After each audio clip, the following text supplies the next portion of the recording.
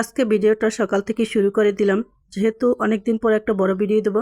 তাই এখানে কিছু রুটি বানিয়ে নিচ্ছি, যেহেতু আমরা সকালে রুটি খাই। এই জন্য এখন রুটিগুলো ছেঁকে নেব। আগে প্রথমে তাওয়া বসিয়ে তেলটা গরম করে আমি দুটো ডিম পোস্ট করে নেব, কারণ আমার বাচ্চারা সকালে ডিম খায়। সাথে একটু ভিডিও করতে চেয়েছিলাম ডিম দিয়ে বানাবো ফুল, কিন্তু যা হলো তা তো আপনারা দেখতেই পাবেন, কোনো কিছুই হয়নি। তাও একটু ক্লিপ নিয়ে নিলাম, যেহেতু 3 মিনিট একটা ভিডিও দেবো অনেক দিন পরে, এজন্য। যাই হোক, নাস্তা টাস্তা সেরে এখন আমি লাকড়ি চুলায় ভাত বসিয়ে দিলাম। ভাতটা বলক চলে আসছে, এই তো একটু নেড়ে চেড়ে দিব এখানে। আর দুপুর থেকে গ্যাস থাকে না আমাদের বাসায়, আর ঢাকা শহর এখন তো বর্তমানে গ্যাসের সংকট চলছে।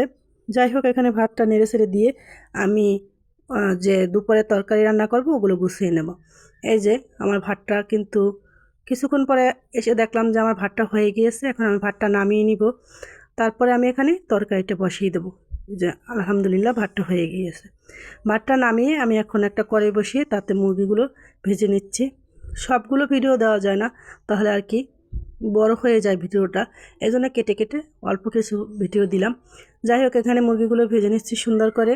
আর মুরগিগুলো ভেজে আবার রান্না করব, যেহেতু ব্রয়লার মুরগি। এই যে মুরগিগুলো ভাজার পরে আমি মশলা কষিয়ে সুন্দর করে তাতে মুরগি এবং নতুন আলু ছোট ছোট তা আবার আস্তে আস্তে দিয়ে সুন্দর করে কষিয়ে নিচ্ছি। এখন আমি একটু সেদ্ধ করার জন্য পানি দিয়ে ঢাকনা চাপা দিয়ে কিছুক্ষণ সেদ্ধ করে নিব। আর এখানে পাতিলটা একটু বড় নিয়েছি, যাতে নাড়তে চাড়তে ভালো হয়, কিন্তু চুলাটা কিন্তু ছোট। যাই হোক, এখানে আমি এখন ঢাকনা চাপা দিয়ে কিছুক্ষণ রান্না করে নিব। কিছুক্ষণ পর ফিরে আসলাম, ঢাকনাটা উঠিয়ে দেখলাম একদম পানি শুকিয়ে গেছে প্রায়। এখন আমি এটা সুন্দর করে একটু আরও শুকিয়ে নিব। এই যে এখানে কিন্তু এখন শুকিয়ে গেছে, আর এখানে আমি গরম পানি ব্যবহার করলাম, একটু পানি দিয়ে দিলাম। এখানে কিন্তু মুরগিটা সেদ্ধ হয়ে গিয়েছে। এখন অল্প করে পানি দেবো, যেটুকু ঝোলের পরিমাণ যতটুকু খাবো আর কি। এই যে ফাইনাল লুক, আমার রান্না কিন্তু হয়ে গিয়েছে। এখন আমি একটু জিরার গুঁড়া ছিটিয়ে দিব। এই যে জিরার গুঁড়োটা ছিটিয়ে দিলাম, এটা ভাজা জিরার গুঁড়া। আর এখন কিন্তু দেখতেই পাচ্ছেন তরকারিটা দেখতে কেমন হয়েছে, আর লাকড়ির চুলায় খেতেও কিন্তু সেই স্বাদ।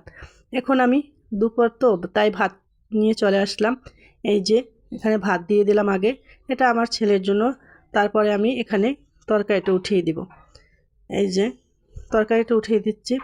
আর খেতে কিন্তু সেই স্বাদ হয়েছিল, কারণ কালকে রান্নার ভিডিওটা আজকে দিলাম, ওই দিন দেওয়া সম্ভব হয়নি। তাই এই যে এখানে তরকারিগুলো দিয়ে সুন্দর করে ওরে দিয়ে দিলাম। তারপরে আমি একটা প্লেটে নিয়ে নিলাম। আমি পাকনা, চাম এগুলো কিন্তু আর পা এগুলো কিন্তু খেতে খুবই ভালো লাগে। এগুলো কার কার খেতে ভালো লাগে কমেন্টে জানিয়ে যাবেন। এই তো খাওয়া দাওয়া শেষ।